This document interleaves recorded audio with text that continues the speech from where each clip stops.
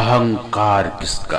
राजा के इतने बुरे दिन आ गए कि वो बैठ गया बेटी के घर पे भिखारियों की लाइन में।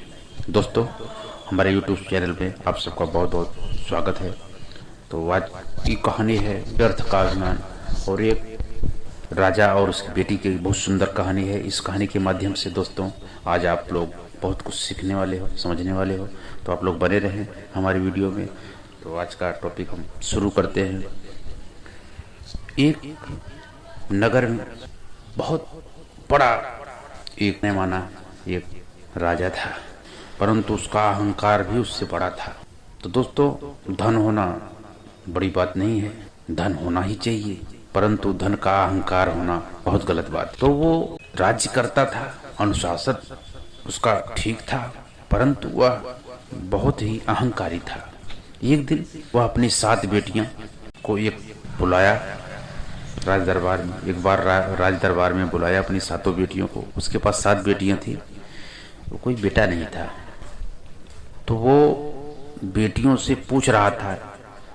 पहली बेटी से पूछा, बेटी तुम किसका खाती हो? बोली, सब आपकी दया से हो रहा है, आप ही सब कुछ करते हो, मैं आपका। बेटी ने वही जवाब दिया। ऐसे ऐसे 6 बेटियों ने यही जवाब दिया, परंतु 7वीं चुपचाप बैठी थी।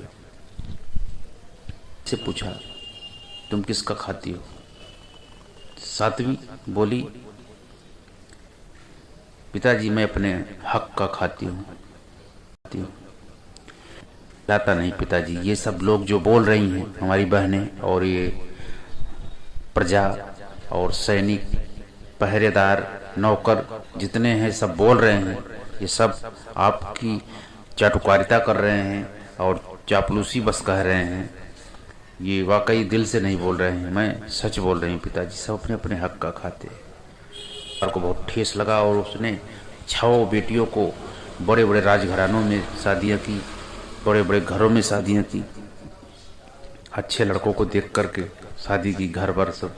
परंतु इसका विवाह एक निर्धन गणेरिया से कर दिया जो जंगल में रहता था, और इसको विदा कर दिया। फिर कभी हाल भी नहीं लिया।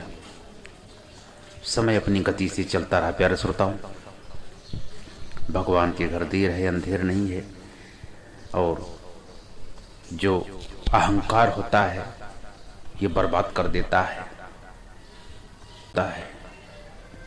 जो नियम धर्म से चलता है वो आबाद रहता है। तो काफी समय व्यतीत हो गया। ये लकड़ा साथ रहती थी और उसका पति बहुत बीमार रहता था, परंतु वह अपनी सेवा भाव से उसे काफी स्वस्थ कर दी। जंगल के फल फ्रूट लाती थी, खिलाती थी, औषधियाँ कुछ जानती थी, उसको दी। वो धीरे धीरे स्वस्थ होने लगा, और भी वो जीवों पर दया करती थी। सभी जंगल के जीवों को वो कुछ न कुछ खिलाती रहती थी। तो उस जंगल में बहुत समय पहले से एक सर्प रहता था, जो मणिधारी सर्प था।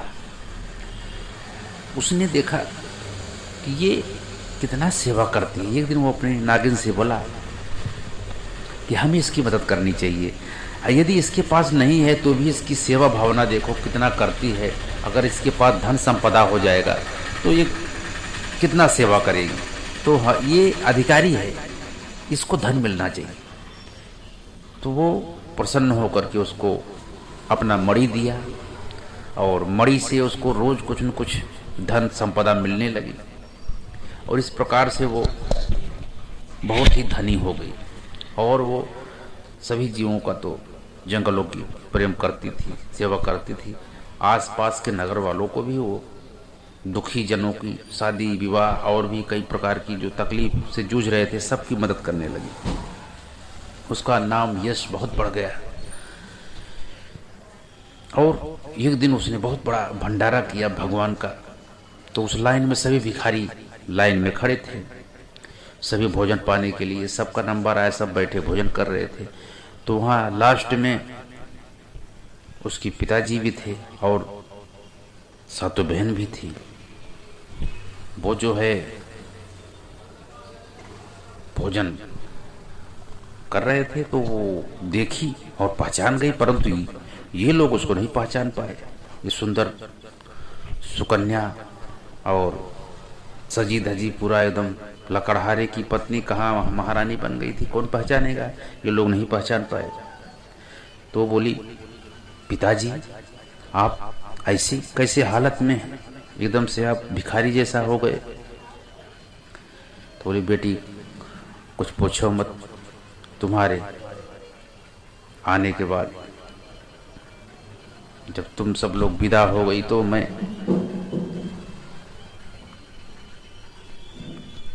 काफी अस्वस्थ हो गया और मैं पड़ोसी राजाओं की चाल को समझ नहीं पाया और उन लोगों ने हम पर हमला किया और एक साथ हमला किए।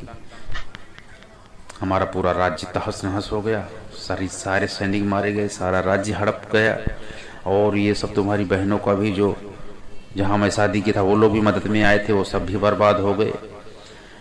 आप हम सब लोग रोड पे आ गए हैं, क्या करें बेटा, ऐसे जीवन काट रहे हैं। अब यहाँ सुने कि यहाँ भोजन मिल रहा है तो भोजन पाने के लिए हम सब लोग यहाँ आ गए। तो बोले, पिताजी मैं आपको बोलती थी ना मैं नसीब पे खाती हूँ। बोले, हाँ बेटा तुम सही बोलती थी, मैं ही अहंकार में डूबा था और आज हमारी ये दशा हुई है। तो दोस्तों, अहंकार किस चीज़ का है? धन संपदा चुटकियों में चली जाती है। आप लोगों ने देखा होगा आसपास कितने लोग ऐसे हैं जो बहुत पैसे वाले थे, आज कंगाल हो गए। धन जाने में इतना टाइम लगता है और इस शरीर की औकात ही क्या है? बड़ी गाड़ी हो गई, बड़ा बंगला हो गया, बड़ा घर हो गया, बड़े नौकर जाकर हो गए तो क्या है? अपने को तो 3x6 का ही लगेगा, अंत में राख ही होना है। इंसान को सोने के लिए जगह कितना चाहिए? आदमी जो सो जाता है कितना जगह उसको चाहिए? 3x6 और कुछ नहीं। तो किसी चीज का दिखावा, किसी चीज का अहंकार नहीं करना चाहिए। एक दिन शरीर लकड़े की खाट पर सो जाता है, शमशान में वहां आलीशान पलंग और बेड की व्यवस्था नहीं होती, वहां सबको लकड़े पर जलना पड़ता है। ये शरीर राख हो जाता है। राख 70 किलो का शरीर हो चाहे 100 किलो का वजन हो उसका, परंतु होता तो किलो 1.5 किलो का राख ही बन के उड़ जाता है, समाप्त हो जाता है और 50-100 रुपये के घड़े में आ जाता है उसकी राख, और कुछ नहीं। इसकी औकात यही है मेरे प्यारे सज्जनों। आपको हमको सच्चाई दिखा रहा है, आईना दिखाना है। आज सच्चा ज्ञान आपको मैं बोल रहा हूँ जो परम सत्य है मेरे प्यारे साथियों। तो ईश्वर आपको दे तो ईश्वर को आप लोग धन्यवाद करो। गाड़ी आ जाए, घर बन जाए बढ़िया, कोठी बन जाए, 1000 की कोठी, 2000 गज की कोठी बना लिए तुम लंबा चौड़ा, किस काम का? यदि आपके अंदर अहंकार है, प्रजा का सेवा भाव नहीं है तो सब बेकार है। एक संत को एक आदमी ले गया, अपना बहुत बड़ा सेठ था, वो दिखाने ले गया। उसको बड़ा अहंकार था कि मैंने इतना बना लिया। बोला, महाराज जी देखिए हमारी 2000 गज की कोठी है, इसमें इतने कमरे हैं, इसमें देखो बेड है, अलमारी है, इतना सुंदर सुंदर सब बनवाया हूँ, इतना हमारे पास गाड़ियां हैं, इतने सब बहुत कुछ बताया। काफी टाइम से मेरा कर रहा था। तो संत जी सुन सुन के थक गए, बोले सबका नाम तो ले रहा है, सब मेरा ही कर रहा है, भगवान का नाम तो ले ही नहीं रहा है। अब इसको सत्य का दर्शन न हो मेरे साथ है तो बेकार है फिर। तो संत जी जो है बोले, बेटा तो सब मेरा कर रहे हो, वो तो सब ठीक है। इस दुनिया में ये क्या है? ये बड़ा नक्शा पड़ा हुआ था, वो होता ना विश्व का मानचित्र। तो बोला कि ये क्या है? संत जी ने तो वो बोला कि महात्मन ये दुनिया का नक्शा है। बोले इसमें तुम्हारा देश कहाँ है? बोले ये है इंडिया। बोले अच्छा, इंडिया में तुम्हारा जो उत्तर प्रदेश है वो कहाँ है? तो वो बोला कि भाग दिखा दिया। ये ये उत्तर प्रदेश है। बोले उत्तर प्रदेश में तुम्हारा जिला जौनपुर किधर है? तो बोले जौनपुर नहीं, यही जौनपुर है। बोले अच्छा ठीक है, अब इस बिंदी में दिखाओ तुम्हारी कोठी कहाँ है। मतलब कोठी कैसे दिखेगी इतना इसमें, मेरा जैसा तो बहुत सा लोग हैं और बहुत से घर हैं, बहुत, तो यहाँ कैसे मालूम पड़ेगा इस दुनिया में, मैं तो दिख ही नहीं रहा हूँ। तो बोले यही है बेटा, अहंकार मत करो।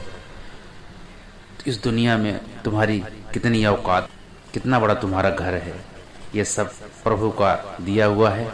इसमें कोई ये नहीं है मेरा मेरा करके बहुत लोग चले गए और बहुत चले जाएंगे। कौन यहाँ रहने वाला है? यहाँ जितने लोग बैठे हैं सब रहने वाले हैं, कोई नहीं रहने वाला सदा। सबको जाना है, सब यात्री है। जिसे आप लोग देखते हो ट्रेन चलती है, ट्रेन में सारे यात्री बैठे रहते हैं, सभी का अपना अपना गंतव्य स्थान स्टेशन जब आता है तो उतर जाते हैं। ये जो एज है, जो उम्र हमको मिली है, यही हमारी जो है स्टेशन का पड़ाव है। जब जिसका समय पूरा हो जाता है उसी समय वो उतर जाता है, वही उसका स्टॉप हो जाता है मेरे सज्जनों। तो कहने का मतलब इंसान को कभी जो है अहंकार नहीं करना चाहिए, अहंकार मुक्त जीवन व्यतीत करना चाहिए और अपने नियम धर्म स्वजनों से प्रेम से पालन करना चाहिए, सबसे मिलना चाहिए। यही जीवन का सार है, यही सत्य है। तो हमारी मोटिवेशन आप लोगों को कैसा लगा दोस्तों? आप लोग जो है हमारे चैनल को सब्सक्राइब करके बेल आइकन प्रेस कर देना ताकि हमारा अगला अपडेट आपको मिलता रहे। मिलते हैं फिर अगले वीडियो में, तब तक आप सब पर भगवान की कृपा बनी रहे, हमारी दिल से यही शुभकामना है।